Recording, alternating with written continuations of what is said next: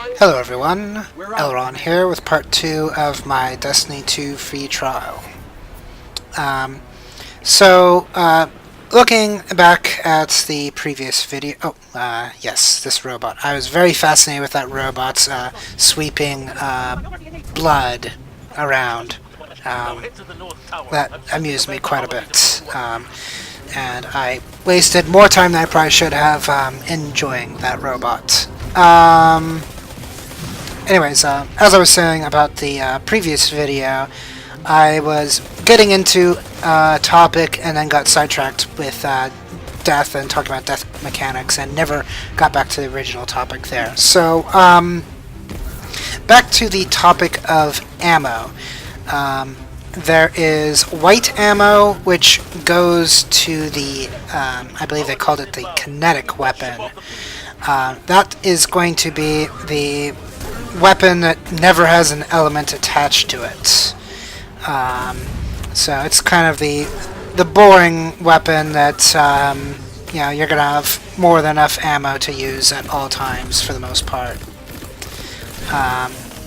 Then the green ammo is the energy ammo, and that's going to be very similar styles of weapons to the kinetic weapons, with the exception of the fact that there will be some form of elements infused into it.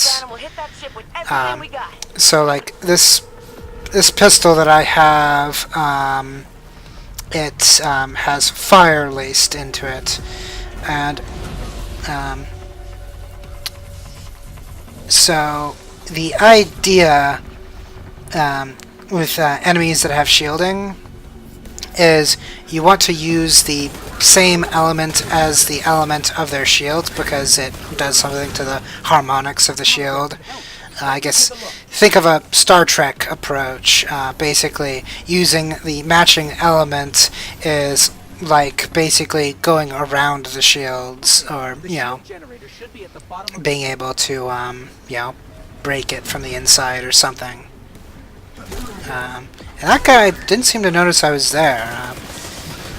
Almost made me think that maybe if I was lucky I could sneak my way through the entire base. But I don't think this is supposed to be a stealth game, so I doubt they would let me get that far. Now that guy has a purple shield, which means that these void attacks will do the trick. Although, because my grenade took care of the shields, now I can use the kinetic weapon to finish him off. Or any weapon for that matter. It feels extremely inefficient to try to kill someone with the wrong element when their shields are up. But when the shields are down, it all seems like anything goes. So then the purple ammo goes to the, I think they called it the power weapon. That's like the big stuff, like sniper rifles, rocket launchers, for some reason swords. Kind of a dumb idea. It's like, we've got a perfectly good melee that can one-hit these guys. Why do I need a sword? But in any case, regardless of what power weapon you have, it's going to have a lot less ammo than your other two weapon types. Like, it's on the order of being able to hold like 14 to 17 sniper rifle shots, or like 6 rocket launcher shots. So, yeah, you can hold a lot less of them, and we tend to see less of it. I think maybe certain enemies that, they expect you to use the purple ammo on. Like that guy, he probably dropped some purple ammo. But I think it's extremely rare for, like, the basicest of the trash mobs to drop purple ammo. Like, it's based on what they expect you to use, and they're trying to, guide you to playing a certain way.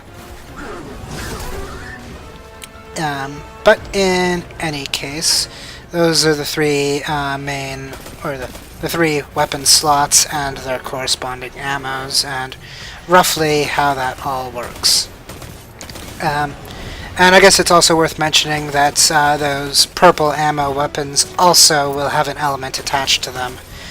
So, probably for the sake of shields, you probably want, you know, a green ammo weapon of one element, a purple ammo weapon of another element, and then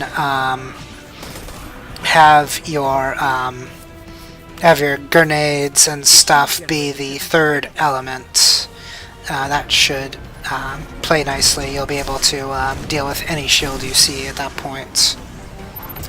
And since this is technically an MMO, you could also resort to finding friends and basically having spread coverage that way. Alright, so now that's a blue shield, so that's arc. I don't have any arc, it looks like. But looks like I was able to just pepper him with my pistol and make it work. I guess this is a tutorial after all, so they're not going to make it obscenely difficult, because they don't want to make people get crestfallen and leave. Because even though there's the mentality of, well, you know, they've got the money already because there is no subscription for the PC version, there's still the mentality of, you know, DLCs, and they've also got this premium currency that you can buy to get cosmetics faster than you normally would, and apparently people don't really like that mechanic, although to my understanding you can't actually buy anything that helps you win, so it's not pay to win, it's pay to look good faster than other people look good. So, yeah, I think people are kind of just complaining for the sake of complaining there. Alright. So, then we got this guy. He looks like he's got the face of a grunt from Halo and the body of a brute. So, that gives you Groot. So another hint that this is obviously, you know, very inspired by Halo. We've got a combination of two Covenant races all bumped into one for this guy. Oh, he is Groot. You hear that? Pause. Now let's rewind that. Let's hear that again.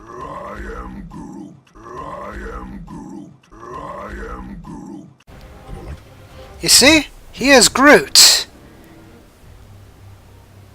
Groot confirmed. Alright, so we just got pushed off of the edge of a ship that was up in orbit. Now we're having some weird hallucination, nightmare or something. I don't really know.